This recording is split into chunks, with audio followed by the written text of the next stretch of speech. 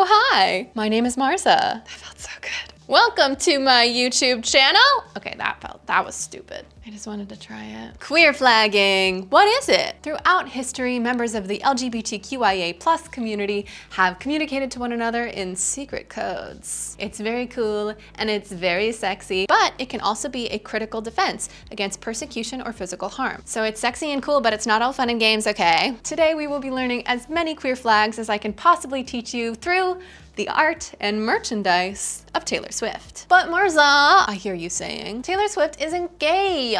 She has a boyfriend and she writes songs about boys, many, many boys. While I agree, Taylor Swift has written many songs from a female perspective about a man, we are doing queer literary analysis here, okay? There are queer readings of many, many straight or straight-passing texts. Always have been, always will be. It's a whole field of study. You can get a degree in it. Not to mention Emily Dickinson, Virginia Woolf, queer as hell, wrote about heterosexual love. Some of us contain multitudes, Hannah. Also, lest we should forget, the buh in LGBTQ, some queer people, maybe even one in this room right now, date, kiss, even marry people of the opposite sex or gender. You heard it here first. Well, okay, but Marza, isn't this outing her? Outing is wrong. I hear you, and I agree. Outing is wrong. Outing is defined as the non-consensual disclosure of a person's sexuality or gender identity. A person might be outed for monetary gain, for political goals, for clout. Often a person is outed in order to harm them, personally or professionally. Now, I do not know this lady. I have no secret or privileged information about her personal life. I literally do not have the ability to out Taylor Swift, even if I wanted to. Which I don't. But just to clear up any fears, here is what we are not going to be doing. Number one, I am not trying to persuade anyone. We are not going to draw any conclusions about Taylor Swift or her personal life, about her gender identity or sexuality. Again, I do not know this lady. I am not attached to any particular theory, and I am honestly not that interested in guessing. Like everyone else on Earth, she is what she says she is when she says it, period. Number two, we are not even going to be discussing her personal life. It's not part of it. This is not an exercise in parasocial relationships. We will not discuss her relationships, either public or theorized. We will not be looking at pap walks or timelines. While we will be looking at some social media posts, we will not be looking at likes, comments, reposts, anything like that. Okay? How are you feeling? Fears assuaged? Curiosity piqued? Great. Let's see gay and say gay. So quickly, what is queer flagging? Flagging is the practice of doing, saying, or wearing something to identify yourself as a member of the LGBTQ+ community. You could indicate your sexuality or your gender identity or,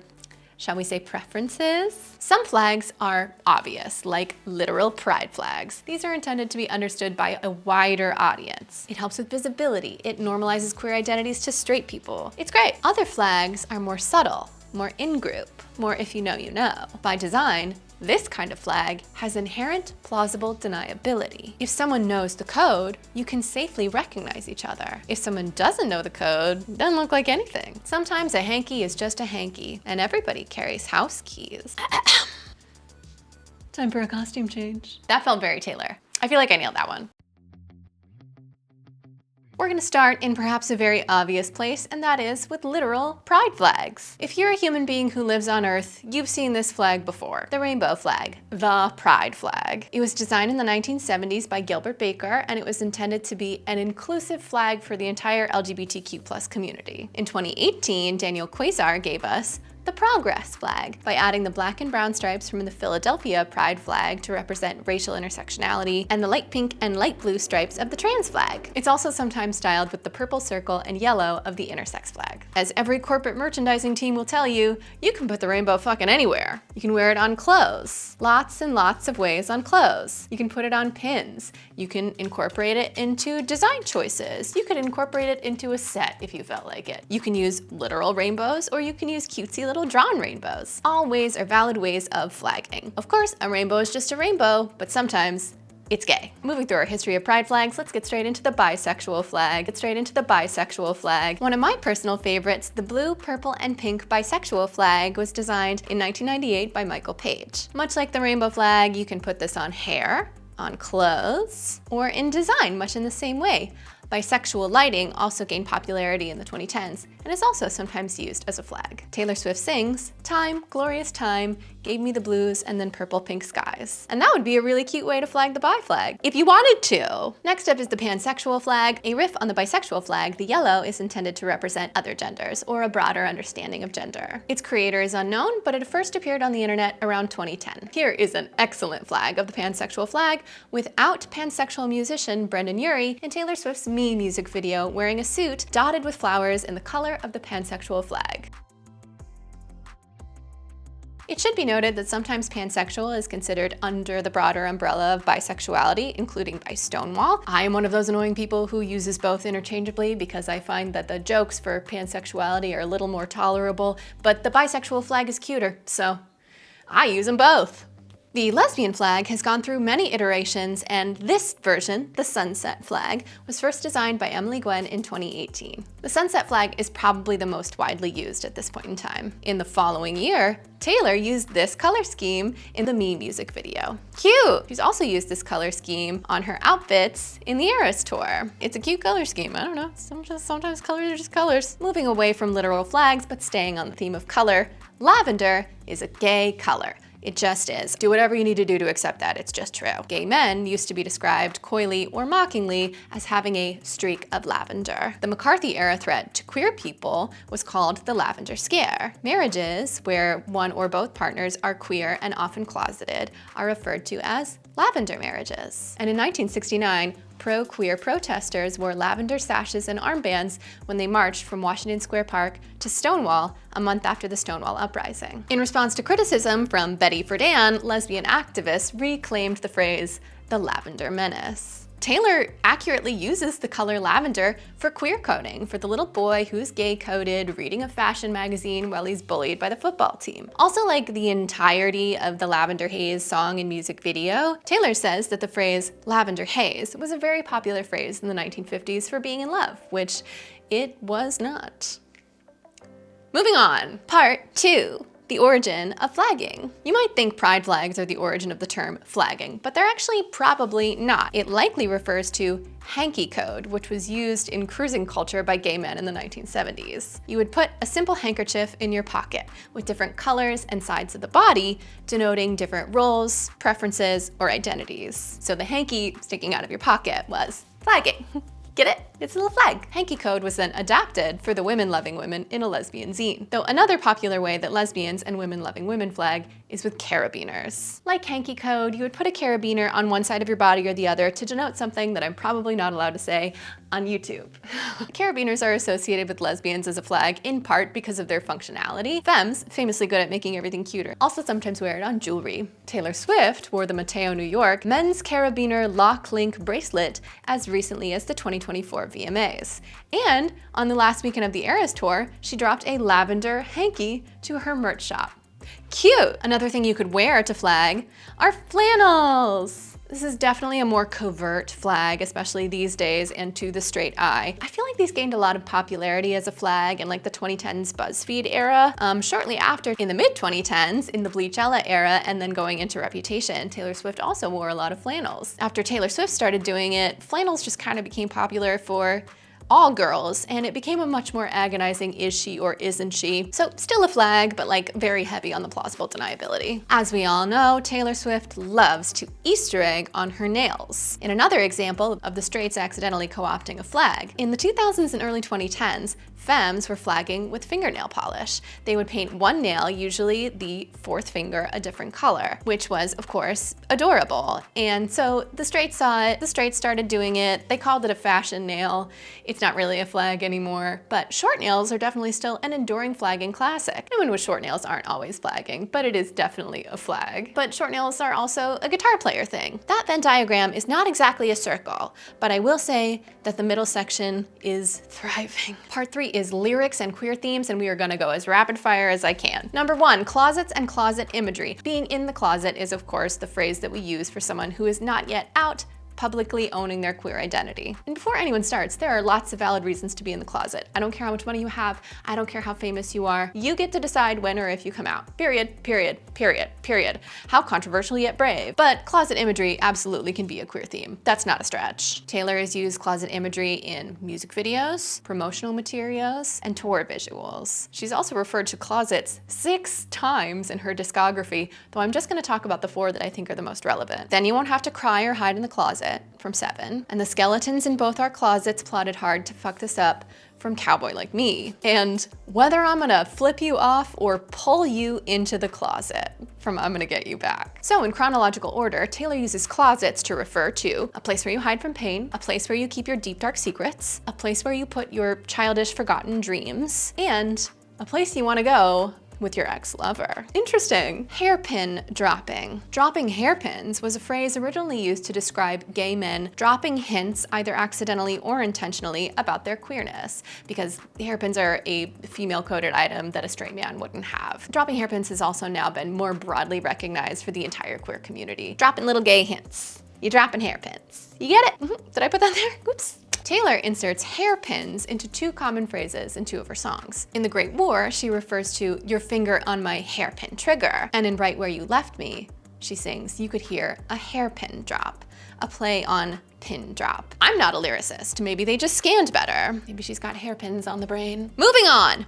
Betty. Now, a Betty was a term for a lesbian, and it is really, really fucking hard to find the origin of that phrase. I did find it referenced here in lesbian artist Alex Dobkin's song, Lesbian Code from the 1970s. She'll be a Betty, a friend of Dorothy. We'll come back to Dorothy later. Betty, of course, is one of 3 characters in the folklore love triangle songs, which are Betty, Cardigan, and August for the uninitiated, which, why are you here? Of note, this trio of songs only contains female pronouns. Meanwhile, the purported male character is named James. Hey, did you know that Taylor Swift is actually named after a James? James Taylor. Just an interesting side fact. The Little Mermaid. So the fairy tale The Little Mermaid by Hans Christian Andersen has very obvious queer subtext, themes of yearning and impossible love. Hans Christian Andersen was probably queer himself, having written romantic letters to both men and women. And the Disney adaptation, despite still also having a heterosexual relationship at the center, retains a lot of its queer themes. Taylor Swift has dressed as the Little Mermaid for Halloween. It came out in 1989, which is a pretty important year to her. But the more overt reference is in her music, the song But Daddy, I Love Him, a reference to a line in the Disney film. It's a song about a forbidden romance and the judgmental Christian wine moms who condemn it. Speaking of which, religious trauma and social rebellion. I'm not gonna dive too deep into this theme. It's a pervasive theme in Taylor Swift's discography, and it only gets more and more literal as time goes on. And I don't think I have to explain why religious trauma can be seen as queer subtext. Tolerate it. So if your birth year begins in 2, you might not remember that in the 2000s and 2010s, a very common phrase that was used about gay people and gay marriage was tolerance. Many queer people started to object to this phrasing, that tolerance wasn't enough, where acceptance and parity was deserved. In Taylor's song, Tolerate It, she sings, I know my love should be celebrated, but you tolerate it. And I feel like I've literally seen that on floats at pride parades. I don't know. Chosen family. Chosen family is a phrase used by the LGBTQ+ community for people who have become as close as family, often in part because they have been disowned or can no longer be their authentic selves around their biological family. Straight people can use the phrase chosen family, but like broadly they don't. And in the one, Taylor sings about rosé flowin' with your chosen family. Boys and boys and girls and girls. In Welcome to New York, Taylor sings about how New York is a place where you can want who you want, boys and boys and girls and girls. She said that this was in response to the legalization of gay marriage in New York State, which happened about 3 years before she released the album. Ally! Being secretly in love with your best friend. Now, you don't have to be a super fan to know that being in love with your best friend is one of Taylor's most prominent themes across her entire discography. Sometimes it's very literal, like in Dress. I don't want you like a best friend. My boy only breaks his favorite toys when he was my best friend down at the Sandlot. In Maroon, she's laughing with her feet in your lap like you were my closest friend. Or in Right Where You Left Me, friends break up, friends get married. Not like other girls. Earlier in her discography, when she was admittedly very young. Taylor will often refer to other women as intimidating but beautiful, as rivals for the affection of some guy who usually doesn't get very much description. She goes on at length about the way that these women succeed in femininity and beauty in a way that she feels she just can't. Later in her career, she starts to refer to other beautiful women not as rivals, but more as ideals who their male partners are lucky to have. In When Emma Falls in Love, for example, she describes Emma as the kind of book you can't put down, like if Cleopatra grew up in a small town, and all the bad boys would be good boys if they only had the chance to love her. Meanwhile, Emma's male love interest is described as having eyes. Section 4. If I Were a Man. Singing from the male perspective can be a great way to pour out your gay little heart and all your affection for a beautiful woman while still technically being straight about it. Now, I'm not saying that that's what Taylor's doing, I'm just saying she gave us some great examples of it. We already talked about Betty, which is the only song where the entire thing is ostensibly from the male perspective. But she has several songs pretty early in her discography where she will switch perspective partway through the song.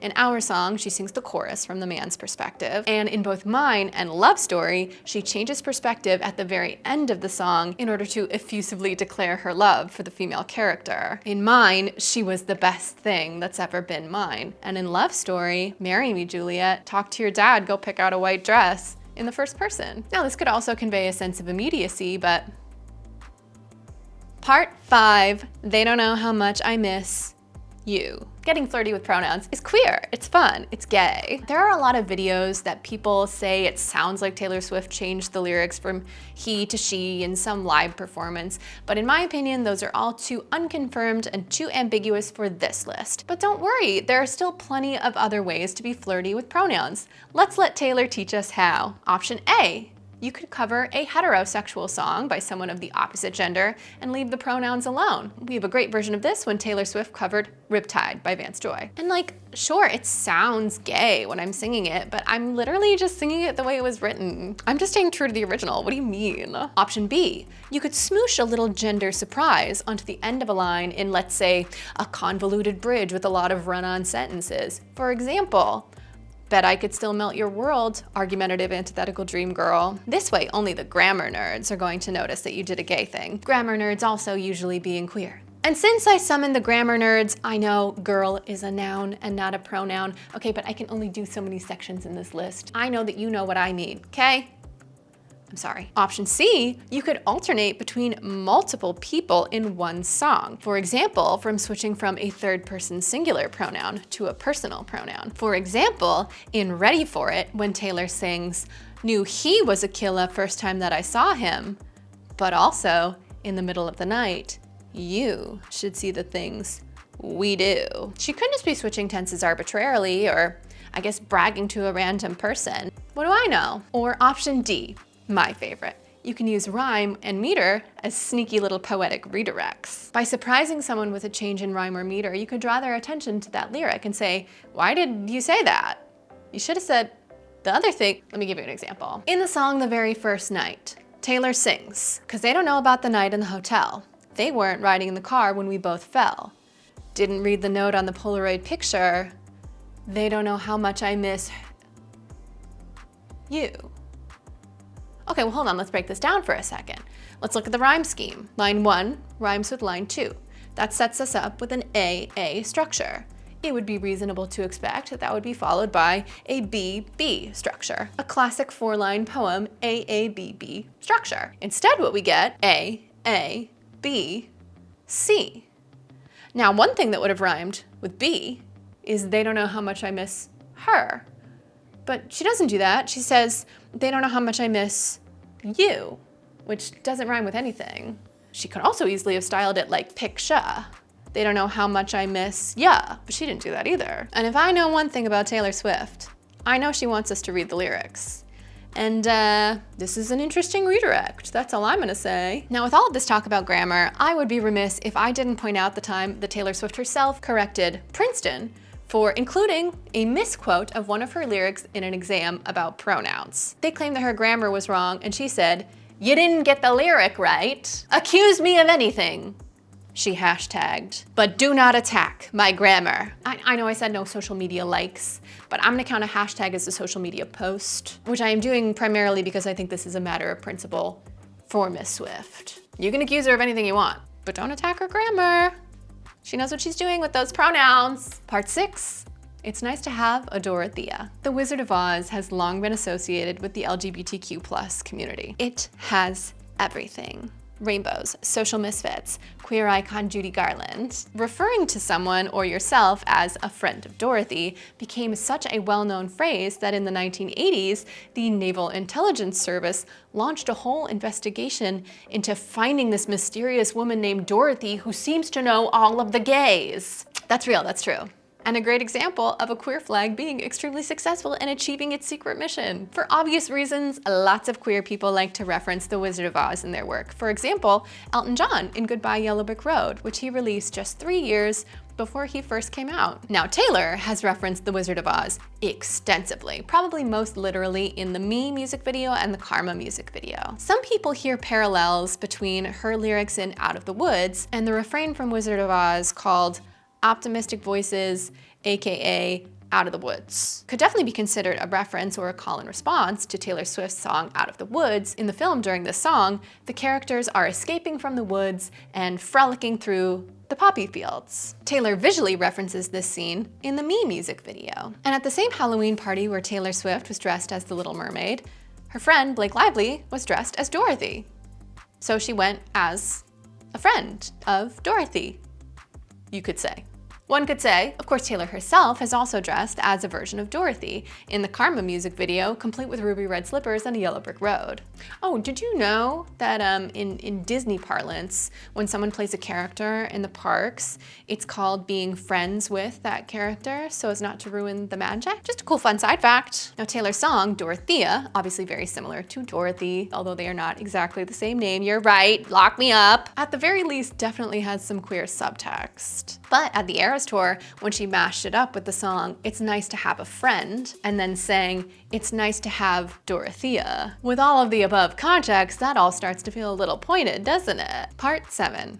Did you hear my covert narcissism I disguised as altruism? One of the best ways to flag, especially if you're someone who isn't out yet, isn't ready to come out, can't come out, or really just sort of anybody, is by referencing other people in the queer community. It's great for everything. It uplifts the community. It helps normalize the community to the straight people in your life. It's a good thing and we should all do it. Miss Swift fucking loves to reference other queer people in her work. She loves it. It's one of her favorite things to do. From referencing popular queer icons like Leslie Gore, who she's visually referenced in the Me music video, as well as in her pre-Eras Tour playlist, to shedding light, no pun intended, on more obscure artists like Loie Fuller, the pioneering lighting designer and choreographer, to whom Taylor Swift dedicated an entire set of the Reputation tour. You could uplift queer organizations, which Taylor Swift has done in her lyrics, where she stylized Why Be Mad When You Can Be Glad as GLAAD. And she's also worked with Stonewall. She's performed at Stonewall during Pride Month, which is quite an honor. One of the only people in the You Need to Calm Down music video who wasn't an out queer person, Ryan Reynolds, is pictured painting a portrait of Stonewall. And not for nothing, she cast like the entirety of out queer Hollywood in the You Need to Calm Down music video. It's kind of an amazing time capsule. A couple of my favorites are Hannah Hart and Haley Kiyoko, aka Lesbian Jesus, as a beautiful Lavender archer. And number 8, I look in people's windows. I want to generally talk about internet era flags. Internet era flags are interesting because, like a lot of internet trends, they burn out fast, quick, and hard. So they'll show up out of nowhere, they'll become really, really widespread and popular, and then they'll either get co-opted or fall into disuse really, really rapidly as people catch on to their meanings or misunderstand them. One of the best examples of this from Taylor Swift was a social media post she made saying that she loved Girl in Red's album for a very brief moment in like 2020, and I think that's it. It was a flag to say, hey, do you listen to Girl in Red, to queer women? Right when this phrase was at the height of its popularity, Taylor Swift demonstrated an excellent deployment of this tactic where she publicized the album, said she loved it, and she was listening to Girl in Red on repeat. And I'm gonna use this to segue into my conclusion, but first we need a costume change.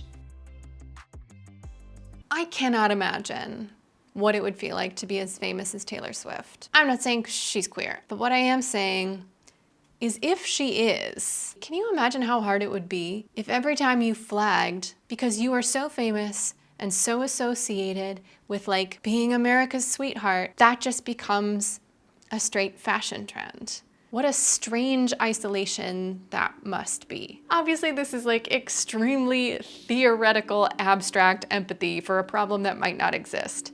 But I don't know, I hear a lot of people saying she's queer baiting and queer baiting is unethical. I don't know. But what I don't really hear people saying is like, what if she's not? What if she is flagging? Ouch. I just want to be really careful that the way I talk about her, if she is queer and she is flagging, won't hurt her, right? So I can't imagine how it feels to be famous, but I have had things about myself that I desperately wanted other people to understand or know, even though I didn't feel like I could say it out loud.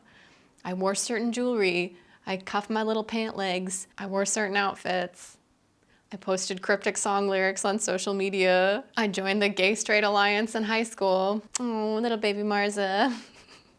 Maybe the Gay Straight Alliance was inside you all along. I also understand when people say that speculating about someone's sexuality is wrong.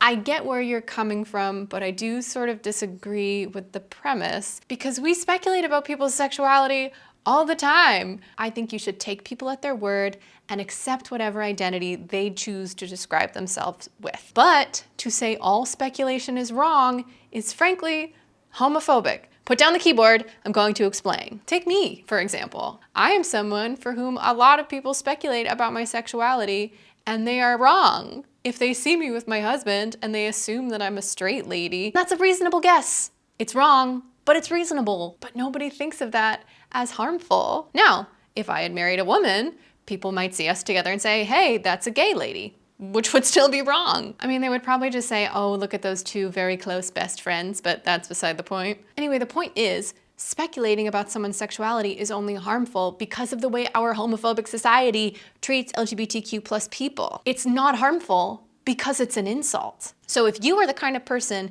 who is offended or grossed out by gaylor content, listen up. When you defend an ultra-famous, ultra-rich stranger from the accusation of being queer, despite her never ever, not once ever having described herself as straight, look it up, what you are really doing is telling queer people that their identity is shameful or gross, that their identity is an insult that you need to be defended from. Do you want to be that kind of person? Off the soapbox. Now, I hope we all learned something here today about queer history, culture, and flagging. Whether or not Taylor Swift is queer, I do not know. I do not know that lady. And if I am being totally 100% honest, and this is just between us friends, I do think it is probably time for her to like ease up on the blatant flagging. Unless or until she chooses to come out. But her creative self-expression is her business. Life is long. Self-discovery is a process. And Taylor Swift has been famous since she was a teenager. She's done a lot of her self-discovery in public. That would be really fucking hard. And if Taylor Swift ever does come out as queer, I, for one, will welcome her with open arms. Especially because it's gonna make my video look really good in retrospect. Thank you all so much for watching. I'm relaunching my YouTube video after a long, long time. I'm gonna be making video essays once a week about the intersection of internet culture, pop culture, and art culture more broadly. So if you're interested in that, please give me a follow. Your likes and your comments and your shares are so important to me right now. Mwah. Thank you, I love you.